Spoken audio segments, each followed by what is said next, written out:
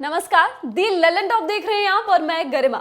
विनेश फोगाट भारत की स्टार महिला पहलवान। अक्सर विनेश फोगाट को हमने मेडल जीतने की वजह से सुर्खियों में देखा है, लेकिन टोक्यो ओलंपिक्स में नाकामी के बाद विनेश विवादों की वजह से चर्चा में है। WFI यानी रेसलिंग फेडरेशन ऑफ इंडिया ने पिछले दिनों विनेश फोगाट को अस्थायी रूप से सस्पेंड कर दिया था। 16 अगस्त तक जवाब भी मांगा गया। सस्पेंड करने की वजह है अनुशासनहीनता। सस्पेंड होने के बाद विनेश फोगाट ने अब सफाई पेश की है। इंडियन एक्सप्रेस के हवाले से विनेश फोगाट ने जवाब दिया है। उन्होंने टोक्यो ओलंपिक्स में मिली नाकामी के साथ हर पहलू पर दिल खोलकर अपनी बात रखी है। विनेश फोगाट के बयान के बारे में हम आपको बताएंगे, लेकिन उससे पहले आपको थोड़ा पीछे लेकर चलते हैं और बताते हैं कि आखिर विवाद की जड़ क्या है। विनेश ने आखिर ऐसी क्या गलती कर दी कि उन पर रेसलिंग फेडरेशन ने अस्थायी रूप से बैन लगा दिया। सस्पेंड क्यों हुई विनेश फोगाट? टोक्यो ओलंपिक्स से पहले विनेश अपने कोच के साथ हंगरी में ट्रेनिंग कर रही थी। इसके बाद मेडल जीतने की उम्मीद लेकर टोक्यो आई। मेडल तो नहीं जीत सकी, लेकिन विवाद साथ लेकर भारत लौटी। हुआ ये कि विनेश फोगाट ने खेल गांव में रहने और भारतीय टीम के अन्य सदस्यों के साथ ट्रेनिंग करने से इनकार कर दिया था। इतना ही नहीं, उन्होंने भारतीय दल के ऑफिशियल स्पॉन्सर शिव नरेश की पोशाक पहनने से मना कर दिया और मुकाबलों के दौरान नाइकी की पोशाक पहनी। विनेश की यह हरकत रेसलिंग फेडरेशन ऑफ इंडिया को रास नहीं आई। बस फिर क्या था? 3 आरोप लगाते हुए फेडरेशन ने विनेश फोगाट पर अस्थायी रूप से बैन लगा दिया। अब विनेश का क्या कहना है? बढ़ते विवाद के बीच विनेश ने आखिरकार चुप्पी तोड़ दी है। रेसलिंग फेडरेशन के आरोपों पर विनेश ने कहा, टोक्यो में खिलाड़ियों की लगातार टेस्टिंग हो रही थी और मेरा कोरोना टेस्ट नहीं हुआ था। मैं सिर्फ उन्हें सुरक्षित रखना चाहती थी। इसके बाद मैंने सीमा के साथ ट्रेनिंग भी की, तो कैसे उन्होंने आरोप लगा दिया कि मैं टीम के साथ नहीं रहना चाहती? किसी ने इससे पहले मुझसे पूछा नहीं कि मैंने क्या किया या फिर किसके साथ थी। कोच वॉलर हमेशा मेरे साथ थे, मेरी मदद की, मेरे साथ 1 महीने लखनऊ में भी रहे। जब उनका 1 साल का बेटा बुडापेस्ट में था, कोरोना महामारी के दौरान भी वॉलर हमेशा मुझे मोटिवेट करते रहे। जब ओलंपिक्स को आगे के लिए खिसका दिया गया, वो तब भी मेरी मदद करते रहे। अब आप कैसे उस इंसान पर इल्जाम लगा सकते हैं? टोक्यो में मिली नाकामी से ज्यादा विनेश को मैट के बाहर की दुनिया ने हिला दिया है। विनेश ने लिखा, मुझे लगता है कि मैं सपने में सो रही हूँ और कुछ कभी शुरू ही नहीं हुआ है। मैं शून्य की स्थिति में हूँ। मुझे नहीं पता मेरी जिंदगी में क्या हो रहा है। पिछले 1 हफ्ते से मेरे अंदर काफी उथल पुथल है। मैंने रेसलिंग को बहुत कुछ दिया है और मुझे लगता है कि यह सही समय है अलविदा कहने का। लेकिन दूसरी तरफ ये भी लगता है कि अगर मैंने रेसलिंग छोड़ी तो मेरी सबसे बड़ी हार होगी ये। विनेश आगे लिखती हैं, फिलहाल मैं सिर्फ अपनी फैमिली के साथ रहना चाहती हूँ, लेकिन बाहर लोग मुझे इस तरह देख रहे हैं जैसे मैं खत्म हो गई हूँ। वे लोग कुछ भी लिख रहे हैं, कुछ भी कह रहे हैं। मैं जानती हूँ ये भारत है। अर्श से फर्श तक आने में वक्त नहीं लगता है।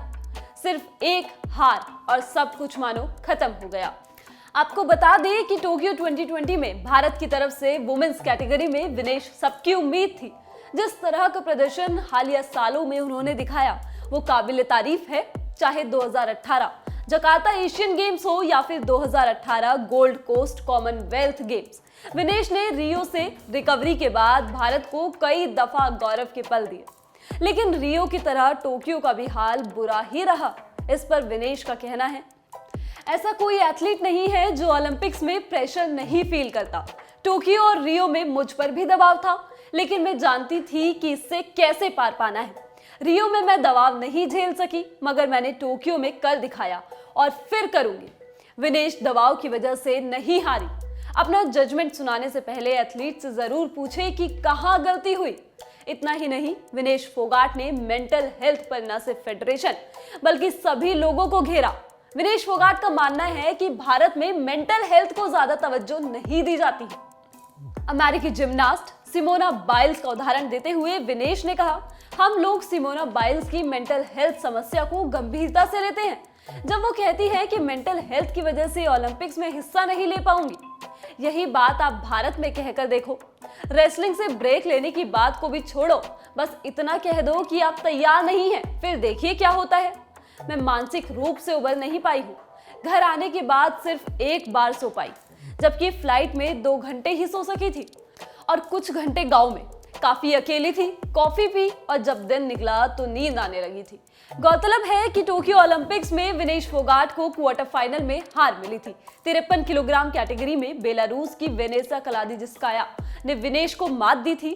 अपनी हार पर बात करते हुए विनेश ने कहा, रेसलिंग को भूल जाइए। निजी तौर पर भी आपके साथी खिलाड़ी नहीं पूछते कि क्या हुआ, कहां पिछड़ गई। सिर्फ इतना बताएंगे कि मैंने क्या गलती की है। मैं हैरान हूं कि वो सभी अपने मन से अपनी राय बनाते हैं। कम से कम मुझसे पूछो तो कि मैट पर क्या हुआ।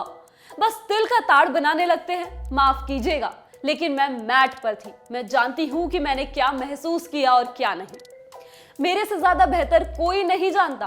अगर आप सच में वही सोचते जो आपने देखा तो शायद पूरी जिंदगी के मायने आप बता देते।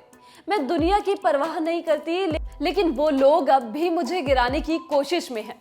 मैं अपनी हार की समीक्षा करना चाहती हूँ। रियो के बाद जब हर किसी ने मुझसे कहा कि मेरा करियर खत्म है, तब मैंने वापसी की। विनेश ने बताया कि टोक्यो में अपने बाउट से पहले उन्होंने उल्टियां की थी। हालत खराब थी, बावजूद इसके वह 135 करोड़ हिंदुस्तानियों की उम्मीद का भार लिए मुकाबले में उतरी। विनेश ने खुलासा करते हुए कहा, जिस दिन मेरा मुकाबला था मुझे अच्छा नहीं लग रहा था। वजन घटाने के बाद मैंने वार्म अप किया, लेकिन फील नहीं आया। मुकाबले से एक दिन पहले मैंने कुछ नहीं खाया था, ड्रिंक्स ली, मगर मन व्याकुल होने लगा। काफी दर्द में थी, उल्टी करने का मन हो रहा था, हो नहीं पाया। मेरे शरीर में कुछ नहीं था। आखिरकार में उल्टी हुई। जब बस स्टेडियम के लिए जा रही थी तो मैंने अपनी फिजियो पूर्णिमा को फोन किया और कहा कि कैसे भी हो मेरी हेल्प करो। पहली बाउट के बाद मैंने सॉल्ट कैप्सूल ली, उससे कुछ नहीं हुआ। फिर एक और ली, फिर भी कोई असर नहीं। उस समय कुछ खा नहीं सकती थी क्योंकि उल्टी होने का डर था। ब्रीदिंग एक्सरसाइज की, कोई फायदा नहीं। मैं कंट्रोल में नहीं थी, मुझे कुछ महसूस नहीं हो रहा था।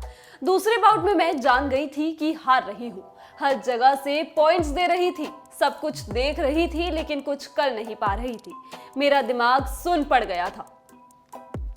बहरहाल रेसलिंग फेडरेशन ऑफ इंडिया और विनेश फोगाट के बीच ये टकराव जितनी जल्दी खत्म हो, भारतीय रेसलिंग के लिए उतना ही बढ़िया रहेगा, क्योंकि आगे कई और इवेंट्स आने वाले हैं जहां हम विनेश फोगाट से मेडल की उम्मीद कर सकते हैं। टोक्यो ओलंपिक्स की नाकामी से करियर खत्म नहीं हो जाता, जिंदगी कई मौके देती है। विनेश फोगाट चैंपियन रेसलर रही हैं, फिलहाल उन्हें साथ की जरूरत है। आशा करते हैं कि मामला शांत हो जाएगा। इस वीडियो के लिए रिसर्च की है अविनाश ने। आप देखते रहिए दी ललन टॉप। शुक्रिया।